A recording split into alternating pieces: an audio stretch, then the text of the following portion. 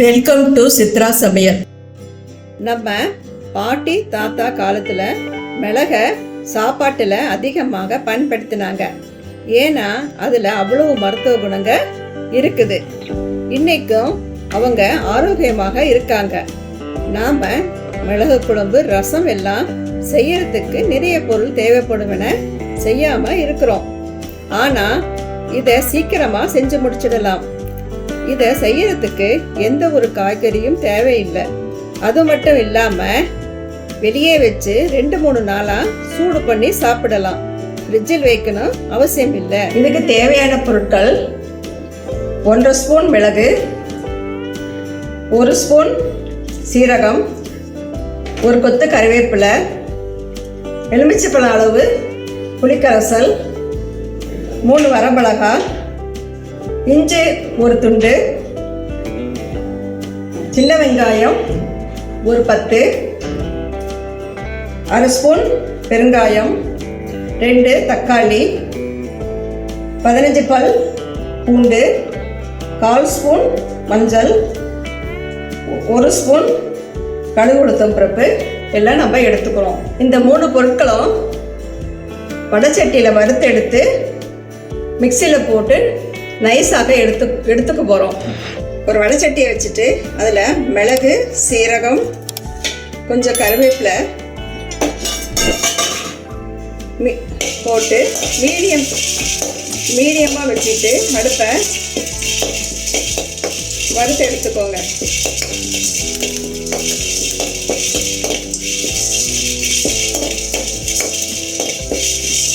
வறுத்தெடுத்ததை mixie கப்பில் போட்டிருக்கேன். அதில் மிக்சியில் போட்டு நைஸாக பொடி பண்ணி எடுத்துக்கோங்க. இந்த மாதிரி நம்ம நைஸாக அரைச்சி எடுத்துக்கணும். இந்த 2 தக்காளியை மிக்சியில் போட்டு அடிச்சுக்கோங்க. தக்காளி ஊற்றுறதுனால புளிக்கரசலை கம்மியாக ஊற்றலாம். தக்காளியை நைஸாக அரைச்சி எடுத்துக்கிறோம். இப்போ கேஸ் ஆன் பண்ணிட்டு வடைச்சட்டியில் ஒரு 3 ஸ்பூன் நல்லெண்ணெயை ஊற்றணும்.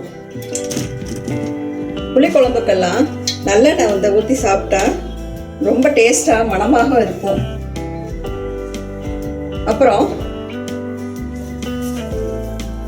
1 ஸ்பூன் கடுகு உளுத்தம் பருப்பு, கருவேப்பிலை, 1 காஞ்ச மிளகாய் 3, முழுசாக நறுக்கி வச்ச வெங்காயம் அப்படியே முழுசாக போடணுங்க. அப்போ தான் ரொம்ப டேஸ்டியாக இருக்கும். அதை கொஞ்சம் நேரம் வதக்கி விடுங்க.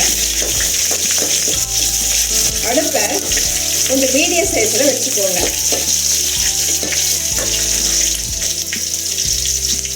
இதுக்கு கொத்தமல்லி தழையெல்லாம் போடக்கூடாது, கருவேப்பிலை தான் போடணும் மிளகு குழம்புக்கு.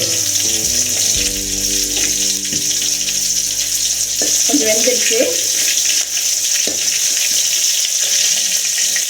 இந்த டைத்தில் எடுத்து வச்சுட்டு பூண்டை போட்டு கலரி விடணும்.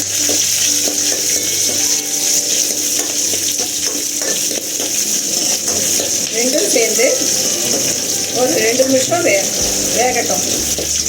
சின்ன வெங்காயத்தை முழுசாக போட்டு வதக்கிக்கோங்க. பூண்டையும் போட்டு நல்லா ஒரு 2 நிமிஷம் வதக்கி எடுத்துக்கோங்க. அப்புறம் இஞ்சி கட் பண்ணி வச்சுருக்குறோம்ல, அதையும் போட்டு நல்லா ஒரு 1 நிமிஷம் வதக்கிக்கோங்க. இஞ்சி போட்டோம்னா நெஞ்சில் இருக்கிற சளி, இருமல் எல்லாமே நம்மளுக்கு நல்லாயிடும். வெந்துருச்சு 1 நிமிஷம்.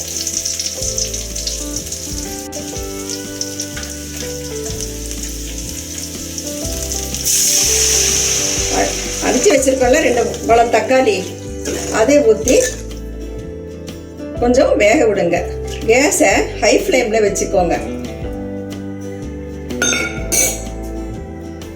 கொதி வந்துடுச்சு. இந்த டயத்தில் நம்ம குழம்பு சாம்பார் பொடியை 2 ஸ்பூன் போடுங்க. உங்ககிட்ட குழம்பு சாம்பார் பொடி இல்லைன்னா மல்லிப்பொடியும் தனி மிளகாத்தூளும் போட்டு நம்ம குழம்புல ஊற்றலாம்.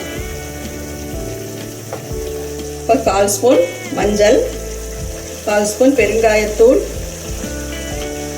1/2 ஸ்பூன் கல்லுப்பு போடுவோம்.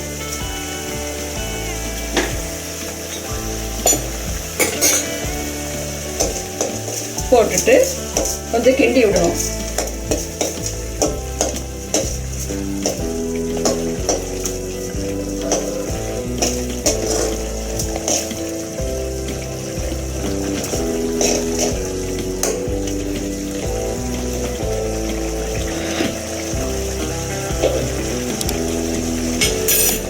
ஒரு நிமிஷம் நல்லா கொதிச்சிருச்சு.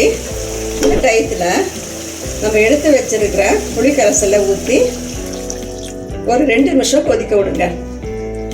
இப்போ பார்த்தீங்களா எண்ணெய் பிரிஞ்சு வருது.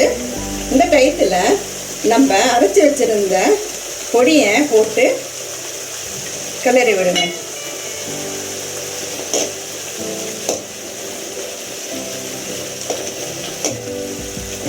நல்லா கொதிச்சு வருது. ரொம்ப வாசனையாக இருக்கு. கலரே பாருங்க சேஞ்ச் ஆயிருக்கு. பாத்தீங்களா?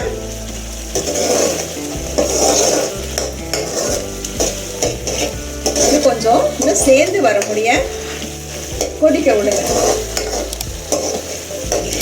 இப்ப கெட்டி ஆயிடுச்சு. கொஞ்சம் டேஸ்ட் பண்ணி பார்க்கலாம் எப்படி இருக்குன்னு.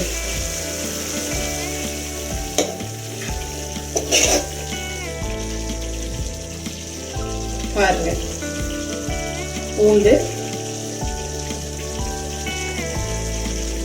இப்ப டேஸ்ட் பண்ணி பார்க்கலாம்.